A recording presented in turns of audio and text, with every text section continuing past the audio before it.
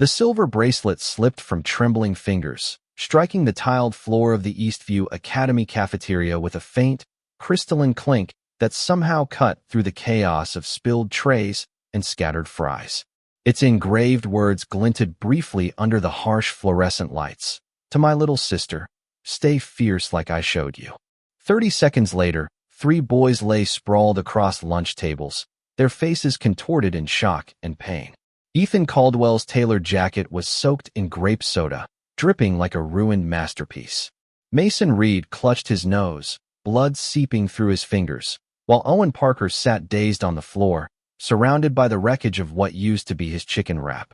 The cafeteria fell silent, save for the soft drip-drip of spilled drinks hitting the linoleum.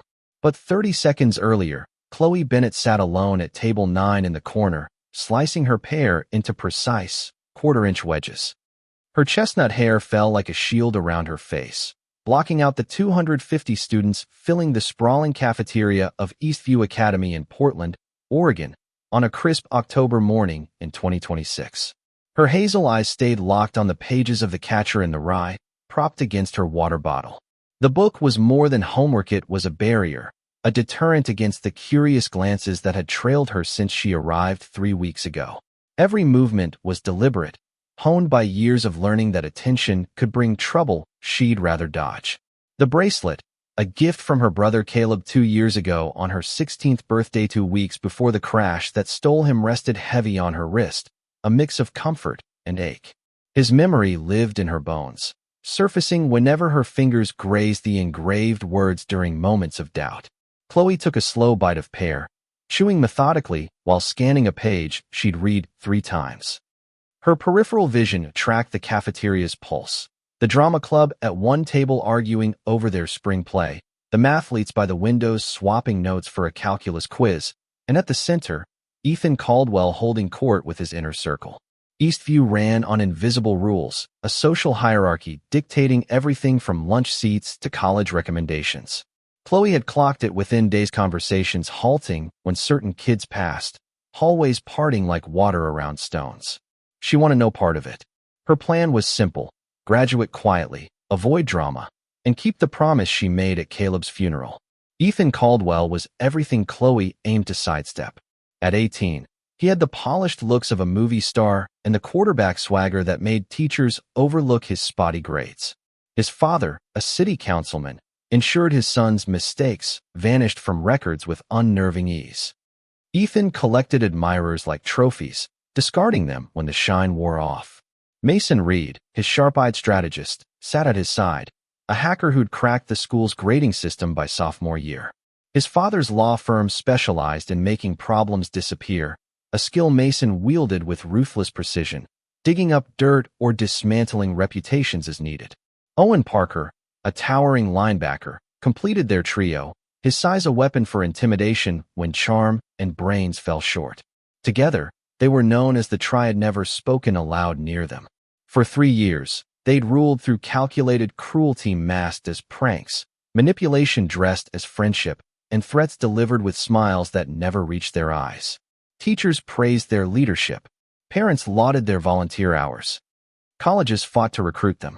Chloe kept her eyes on her book as Ethan's laugh rang out, loud enough to ensure everyone heard his jab about freshmen trying out for varsity dance. The nervous chuckles that followed were familiar. She'd heard them at other schools, where similar groups operated with the same untouchable confidence. Her pear slice tasted like cardboard as Ethan's voice carried, bragging about a weekend party his parents would never notice, his tone dripping with the certainty that his wants would be met. She finished her pear, placing the core in a paper bag with military precision.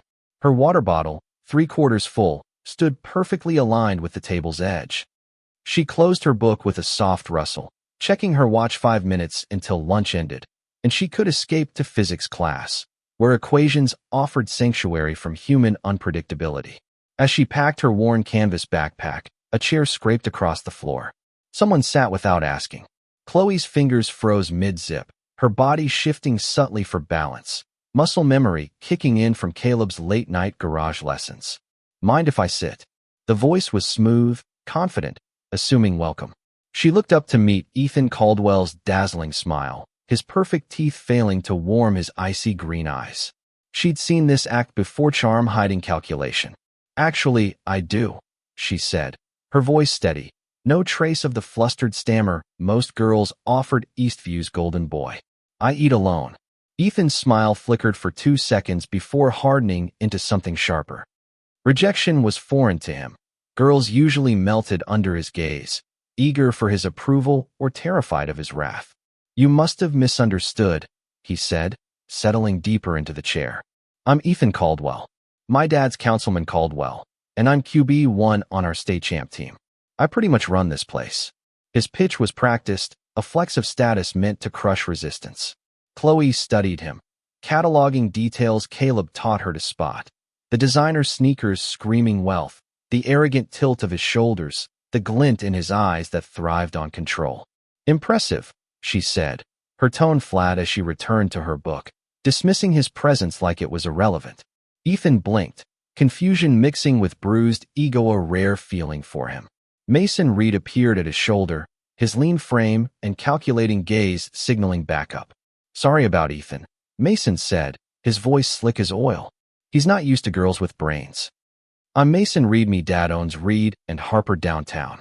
The law firm's name flashed from billboards promising to fight for you. Mason's confidence reeked of someone who believed rules were optional. "Congrats on your DNA jackpot," Chloe said, eyes still on her book. "Now both of you can leave." Her pencil tightened in her grip as Owen Parker loomed closer, his shadow swallowing her table. His presence blocked the main walkway, a subtle trap dressed as casual chat.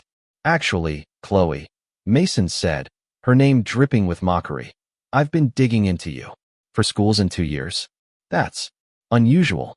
The jab hinted at access to private records, a power play she'd seen before from kids with connected parents. Her pencil snapped with a crack that silenced nearby tables. Splinters scattered as she held Mason's gaze. "Some families move a lot when parents work for the feds," she said, her voice calm but edged, "especially when they protect people from those who think laws don't apply." Mason's smirk faltered, recalculating. Ethan leaned closer, his charm peeling away to reveal something colder. "Here's the deal," he said, voice low and menacing. "Apologize for being rude. Accept my dinner invite this weekend, or your life here gets ugly fast." The threat was a playbook move, blending fake romance with intimidation. Most kids crumbled, knowing Ethan's wrath could ruin grades, friendships, or sanity. Chloe's elbow nudged her water bottle, spilling liquid across her book and broken pencil pieces. It looked accidental, but the timing screamed nerves. She stood, gathering her soaked belongings with fluid grace, forcing the boys to look up at her. "Here's what's happening," she said, eyes locking onto each in turn. "You leave me alone, play your power games with someone who cares, and pretend this never happened. Or what?" Owen growled, his hands like sledgehammers on the table. Chloe retrieved her bracelet, fastening it with reverence. When she straightened, her posture shifted, vulnerability replaced by steel. "Or you'll learn some people hit back harder than you think," she said, walking to the exit with unhurried confidence. The bracelet gleamed, its words a silent vow. Behind her, Ethan stared at the spreading water stain, processing a challenge to his reign. The next day, Mason's research fueled a vicious campaign. By 6th period, he'd hacked past school firewalls, unearthing Chloe's past. 3 elite schools across different states, each transfer timed to winter breaks, suggesting planning over chaos. Her test scores were top tier, her activities solitary debate, chess, no team sports. Then, a local news archive revealed the truth. Caleb Bennett, 19, died in a car crash 2 years ago, driving home from Chloe's speech tournament. Icy roads, a sharp curve, and a mysterious handgun in the wreckage raised questions no one answered. Chloe spent 48 hours in protective custody before vanishing to a private school. Mason grinned. This was leverage. Caleb's black belt training, his self-defense classes for at-risk kids, his devotion to Chloe painted a picture of a girl haunted by loss, armed with skills she buried under grief. The harassment started small. A clumsy, hallway bump scattered her books, Owen's size, 15 boots circling her fallen papers. Her physics notes were smeared with syrup at lunch, ruining hours of work. Then, In literature class, a photo slipped between her book's pajama police image of Caleb's mangled car, graphic and raw. Chloe's hands shook, but she tucked it away, Caleb's voice steadying her. Breaking happens in private. Fighting happens on your terms. The triad had crossed a line, turning grief into a weapon. By the next morning, October's unnatural heat fueled restless energy at Eastview. Whispers followed Chloe like shadows. The crash photo now viral on group chats with cruel captions. Her brother didn't make it. Guess she's next. In history class, a manila envelope landed on her desk. Police reports. Caleb's name inked with Ethan's scrawl. Weak don't survive. Her pencil snapped again, the sound halting the teacher's lecture. Everything okay, Miss Bennett? Mrs. Carter asked. Just need a new pencil. Chloe gritted out, her composure a thinning dam against rage. Lunch brought the breaking point. Chloe sat near the teacher's table, hoping for safety. Ethan strode over, tray in hand, his smile a predator's. Mason and Owen flanked nearby tables, boxing her in. Chloe, we need to talk about your attitude, Ethan said loudly, drawing eyes. Caleb would hate seeing you so rude to friends. Her fork froze midair, his name a blade in her chest. Leave him out of this, she said, voice low lethal. Ethan leaned in, savoring her pain. Did he teach you those moves before or after he smashed into that oak? His driving wasn't exactly pro-level. Her fork bent in her grip, Caleb's training surging through her veins. Mason chimed in. Weak ones don't survive crashes or high school. Chloe stood, her backpack hitting the floor with purpose. Stand up, she said, her voice a quiet storm. Talk about Caleb on your feet. Ethan rose, towering over her, his grin daring her to act. Mrs. Larson, the lunch supervisor, hurried over. Enough, she barked. Miss Bennett, sit down. Mr. Caldwell, Ethan cut in, voice dripping with fake concern. She's been threatening us all week, making everyone uneasy. Students nodded, siding with power. Mrs. Larson turned to Chloe, eyes narrowing. Principal's office, now. The injustice snapped something inside Chloe. Caleb's lessons roared to life. When authority fails, defend yourself. She faced the sea of phones recording her. Here's the truth, she said, voice clear as glass. Ethan Caldwell and his crew have harassed me for days, using my brother's death, forging police files to break me. She held up the envelope, its contents damning. Mason lunged to stop her, but Chloe's physics textbook met his temple with calculated force, dropping him cold.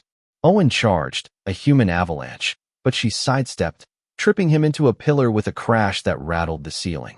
Ethan pulled a telescoping baton, it snapped, signaling intent to maim. Chloe deflected it, driving his face into the table with a sickening crunch. Grape soda sprayed as he collapsed amid food scraps. In 8.3 seconds, the triad fell. Chloe stood untouched, her white sweater spotless. Sirens wailed as Principal Harper arrived, surveying the chaos. 3 boys down, furniture overturned, phones capturing every angle. Miss Bennett, step back, he ordered. She complied, positioning herself with clear sight lines to exits, still wired for threats.